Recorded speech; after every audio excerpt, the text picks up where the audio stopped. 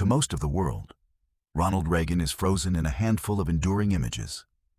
The former actor smiling behind a presidential podium, the Cold War warrior calling on the Soviet leader to tear down this wall, the great communicator turning policy into story with effortless ease.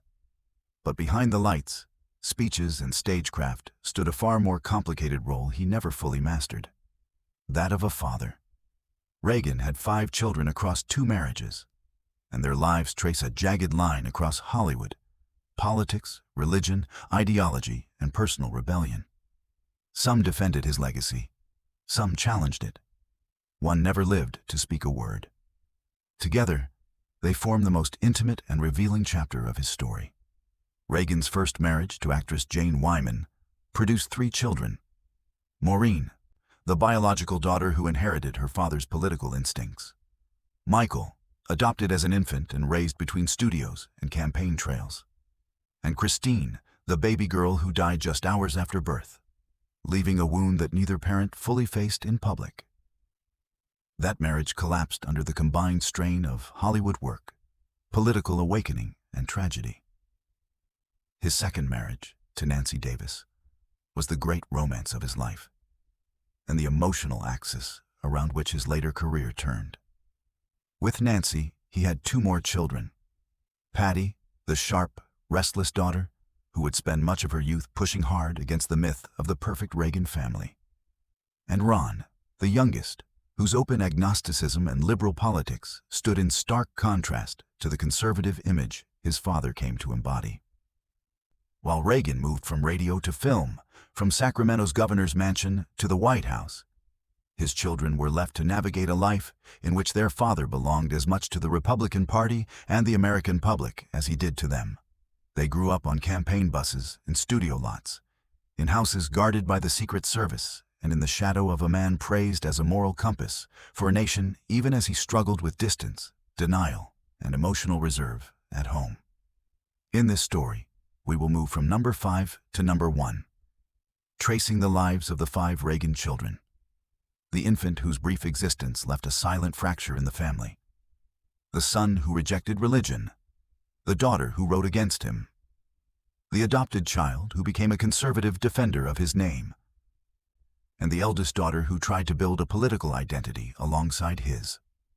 Their journeys reveal the private cost of a public myth, and show how the story of Ronald Reagan is incomplete without the children who lived in the long light and deep shadow of his rise. Number 5. Christine Reagan. Number 5 is Christine Reagan, the child whose life was measured not in years, but in hours, and whose absence became one of the quietest yet most consequential threads in Ronald Reagan's family story. Born prematurely on June 26, 1947, to Ronald Reagan and Jane Wyman, she lived only a short time before dying the same day. There were no photographs released to the public, no newspaper announcements, and for decades almost no mention of her name. As if silence were the only way the young couple knew how to handle a grief too sharp to face directly. Christine arrived at a moment when Reagan was still navigating the uncertain middle ground between Hollywood stardom and political awakening. He and Jane Wyman were both successful actors, both working relentlessly, and both carrying the strain of personal ambition and public visibility. The loss of their infant daughter struck at the heart of a marriage already beginning to show fractures. Jane later described the trauma as something neither of them could speak about without reopening the wound. Reagan himself rarely mentioned the tragedy, even in private conversations with close friends. The turning point that followed Christine's death was not a single moment, but a gradual unraveling. Jane returned to work quickly, burying herself in film roles. Reagan responded by throwing himself into political study, labor negotiations, and speeches that would eventually reshape his identity. The child they lost became an unspoken divide, a reminder of how fragile their union had become. Though Christine's life was brief, her presence echoed throughout both branches of the Reagan legacy. Some biographers have noted that the emotional reserve Reagan later displayed, the optimism layered over silence, the insistence on forward momentum, bore the imprint of a man who learned early in adulthood that lingering too long with grief threatened to break him.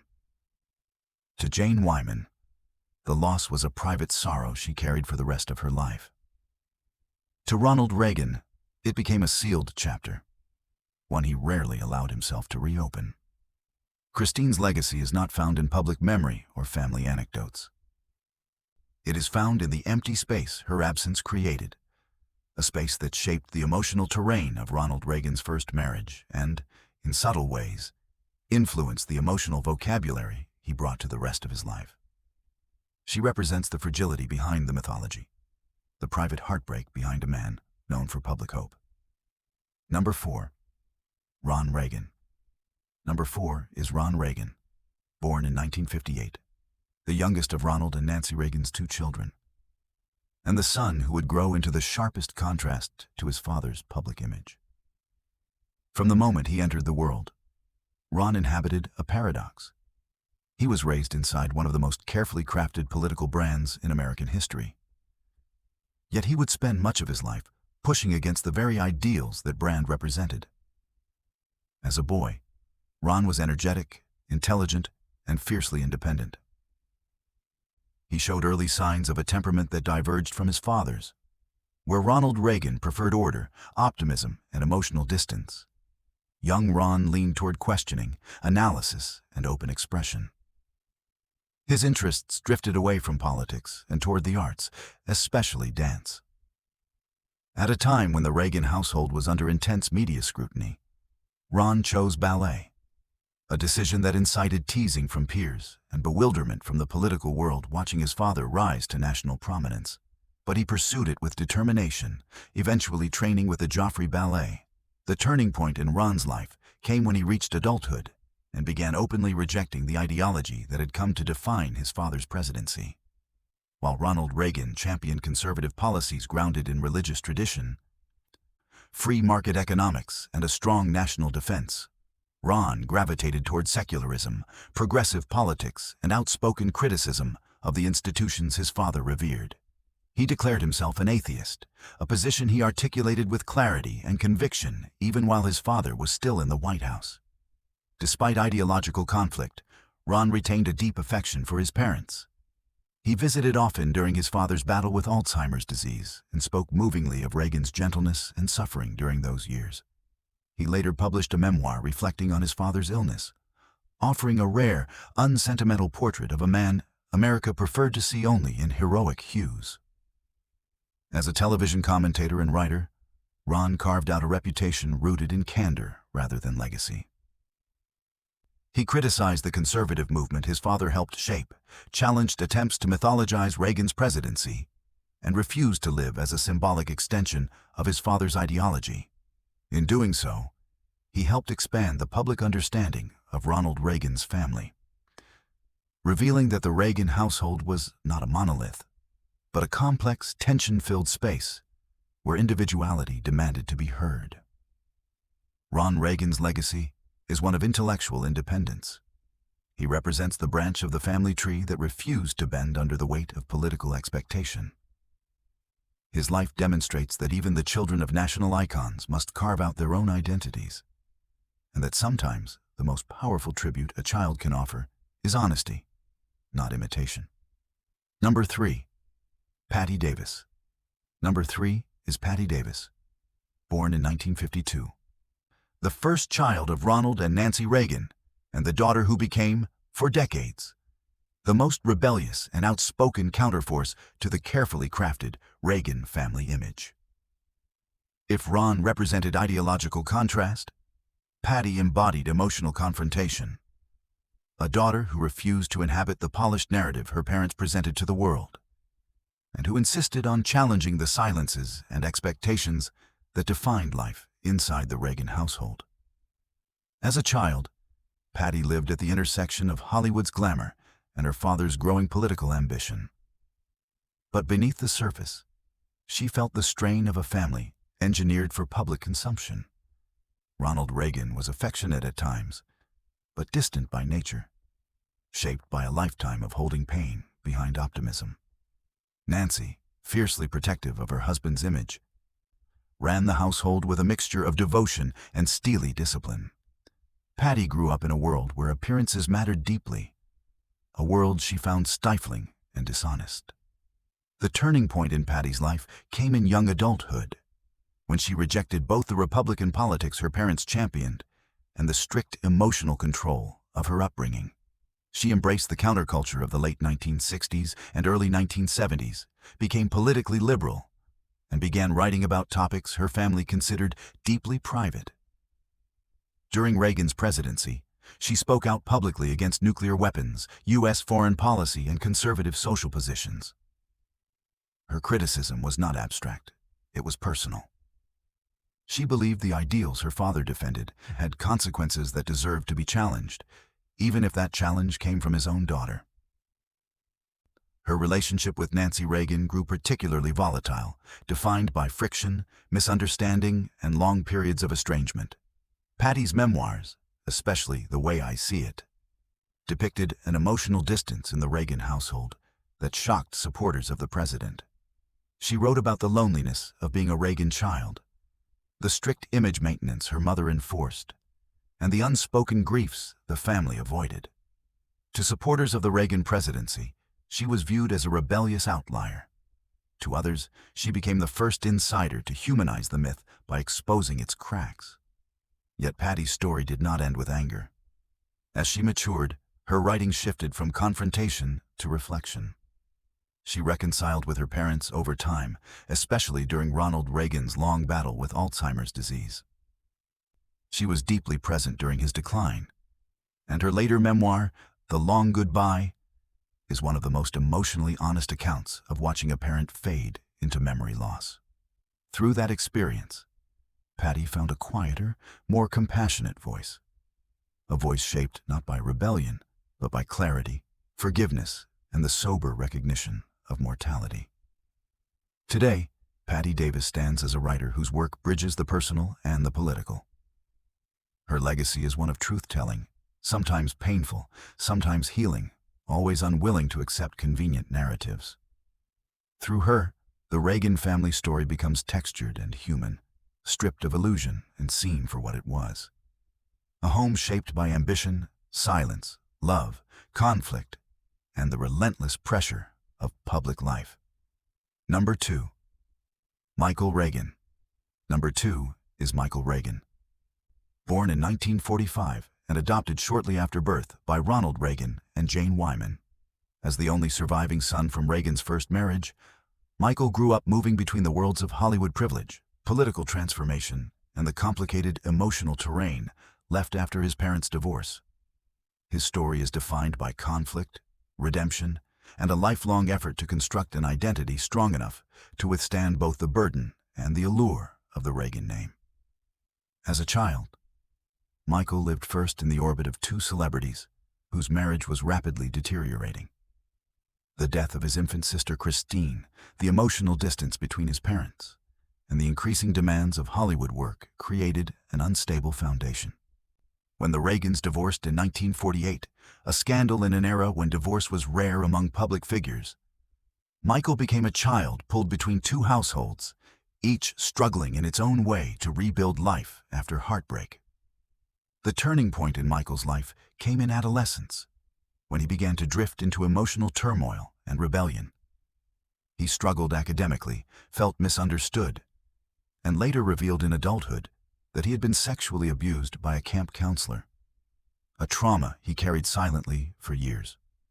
While Ronald Reagan cared for his son, his natural emotional reserve and relentless workload left gaps that widened as Michael grew older.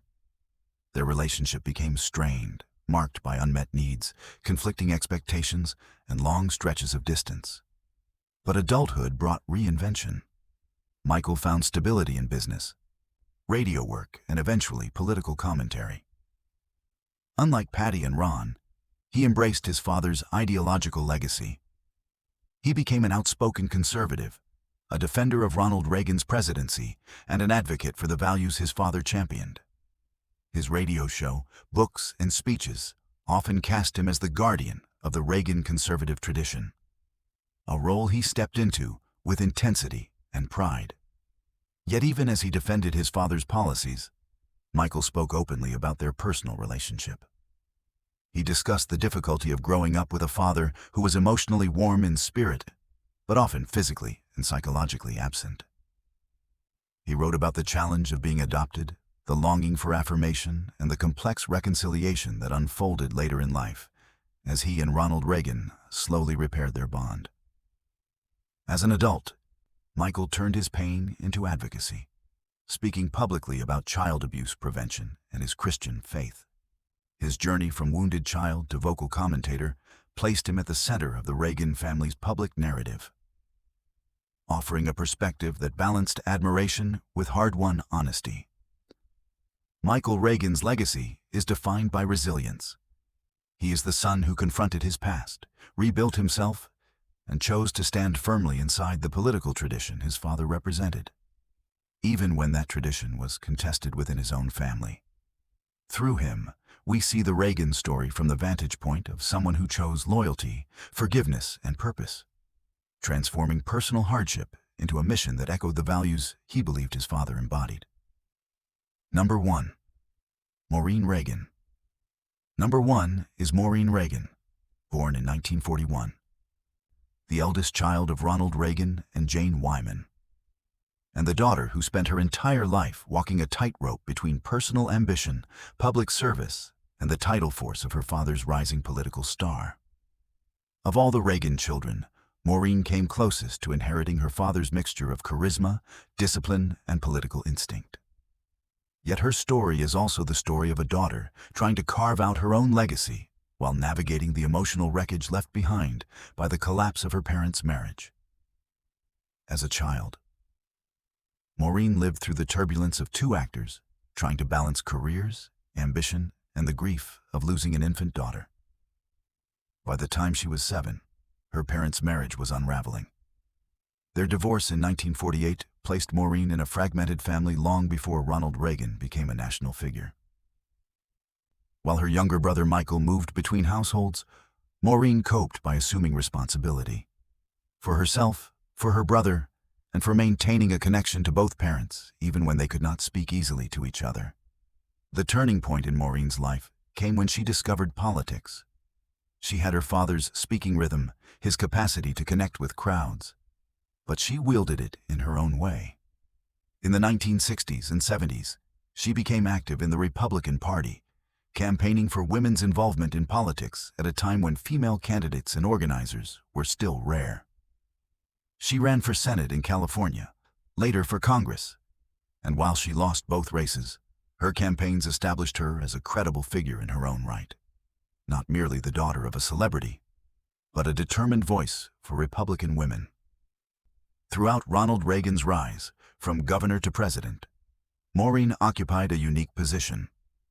She supported his ambitions, spoke on his behalf, and defended his policies. Yet she also challenged the party line when she believed it necessary. She was one of the earliest Republican voices calling for gender equality, championing women's rights, and urging the GOP to expand beyond its traditional base. Her politics were rooted not in ideology, but in service, and she refused to be a silent symbol beside her father's popularity. But her most defining chapter came later. In 1996, Maureen was diagnosed with malignant melanoma, a battle she fought with characteristic candor and courage. During her illness, she became a leading advocate for cancer research and prevention. Her advocacy saved lives, influenced policy, and revealed a quieter side of her character. Resilience shaped not by politics, but by empathy and urgency. Maureen died in 2001 at the age of 60. Her passing marked the loss of the Reagan child who had most fully embraced public service. A woman who inherited her father's fire, but not his ideological boundaries. Who built her own voice in a party that often struggled to understand her, and who turned personal struggle into a public mission. Maureen Reagan's legacy is one of determination. She was the daughter who stepped into the arena rather than watching from the sidelines, who believed that service was not her father's alone to claim, and who left a mark on American political life distinct from, yet deeply connected to, the man who shaped her childhood. The story of Ronald Reagan is usually framed in the broad strokes of American mythology. The Hollywood actor who became governor, The governor who became president, the president who reshaped political coalitions and rhetoric for a generation. But when viewed through the lives of his 5 children, the myth takes on depth, conflict, and vulnerability. It becomes a story not of ideologies and speeches, but of how one man's public ascent created 5 very different personal journeys, each shaped, strained, or sharpened by the weight of his presence and the ache of his absences. Christine, the child who never lived beyond her first day of life, marks the beginning of Reagan's family narrative. Her brief existence left a scar that neither Reagan nor Jane Wyman ever fully confronted. She is the quiet reminder that even families in the spotlight are forged in private wounds. Ron, the youngest, became the sharpest ideological contrast to his father. An atheist, a progressive, an unflinching critic of the politics that defined the Reagan era. Yet beneath the disagreements was an enduring affection, proof that love can survive even when beliefs diverge sharply across generations. Patty, the first child from Reagan's marriage to Nancy, embodied resistance. Her rebellion exposed the fissures beneath the polished family image and forced the public to confront a truth often buried in political myth-making: that even icons have troubled homes, difficult relationships, and silences that stretch across years. Michael, the adopted son, carried a legacy marked by trauma, reinvention, and redemption. He became the defender of his father's conservative legacy, yet spoke honestly about the emotional complexities of growing up as Reagan's child. His life stands as evidence that loyalty and honesty can coexist, even in the shadow of a towering public figure. And Maureen, the eldest, was the child most like the man the nation admired. Charismatic, politically adept, determined to serve. She embraced her father's party but shaped her own voice within it, becoming an advocate for women, a bridge between factions, and a fighter whose courage in illness revealed a depth often overlooked. Together, these 5 children, 1 lost, 4 surviving into adulthood, form a mosaic of lives shaped by the gravity of Reagan's rise. Their stories reveal the emotional cost of the presidency, the strain placed on families by ambition and public visibility, and the complicated ways children respond to a parent who belongs as much to a nation as to a household. Some embraced his legacy, some questioned it, some collided with it, but none escaped its influence. In the end, the legacy of Ronald Reagan is not only the speeches, elections, or geopolitical triumphs that defined the 20th century. It is also the family he left behind, a constellation of voices that together illuminate the distance between the public myth and the private man. Through them, we see a fuller portrait, not just a president, but a father whose greatest successes and deepest failures unfolded not on the world stage, but at home.